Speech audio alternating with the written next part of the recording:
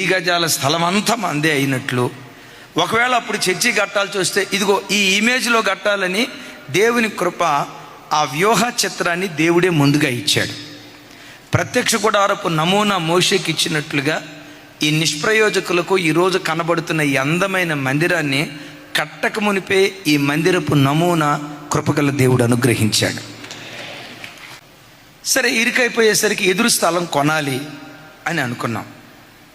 కొనాలనుకున్నప్పుడు వాళ్ళని అడిగాం, బాబు ఎట్లా మీకు ఏమన్నా అమ్మే ఆలోచన ఉంటే చెప్పండి. లేదు సార్, మేము హైదరాబాద్లో ఇల్లు కట్టుకోవాలనుకొని మేము స్థలాలు తీసుకున్నాం, మేము పొరపాటున అమ్మం అని చెప్పి ఆదివారపు ఆరాధన అయిపోయిన తర్వాత వాళ్ళు భూమికి వాళ్ళు చేసే కార్యక్రమం చేసి మేము కట్టుకుంటున్నాం అన్నారు.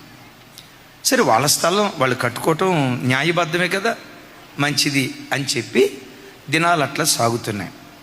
ఒకరోజు ఇక్కడ మాసాంతర కూటం జరుగుతుంది. మాసాంతర కూటం అయిపోయిన తర్వాత అందరూ వెళ్ళిపోయారు. అదిగో అక్కడ పింక్ షర్ట్ వేసుకున్నాడు దుబాయ్ బ్రదర్. నేను పండుకునేటప్పుడు ఏమని ప్రార్థన చేశానో చెప్పంటారా? ఒక అద్భుతం చెప్తా. వాగ్దానం ఎత్తిపట్టి ఎట్లా ప్రార్థన చేయాలో మీకు నేర్పడానికి చెప్తున్నా ఈ మాట.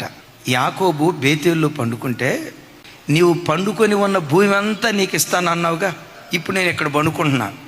యాకోబులాగా నిద్రపోవటానికి పండుకోవాలా, ప్రార్థన చేసిన తర్వాత పండుకున్నా. పండుకున్న వాడికే నువ్వు అంత ఇస్తే, ప్రార్థన చేసి పండుకున్న నాకు నువ్వెందుకు ఇయ్యో, నువ్వు ఇచ్చినందుకు స్తోత్రం అని ప్రార్థన చేసి పండుకున్నా. అదే నెలలో ఆపిటలే వచ్చి స్థలం అమ్మేశారు సార్. ఇప్పుడు చెప్పండి, దేని ద్వారా ఈ మందిరం నిర్మించబడింది? ప్రతిరోజు తల్లి వాగ్దానం పట్టుకోండి. అట్లాగని మీరు ఎవరో ఒక స్థలంలో పండుకొని, నువ్వు పండుకున్న భూమి అంతా నీకు ఇస్తానన్నావు, నేను పండుకున్న ఈ భూమి ఇస్తాడు న్యాయబద్ధంగా. ఆమెన్.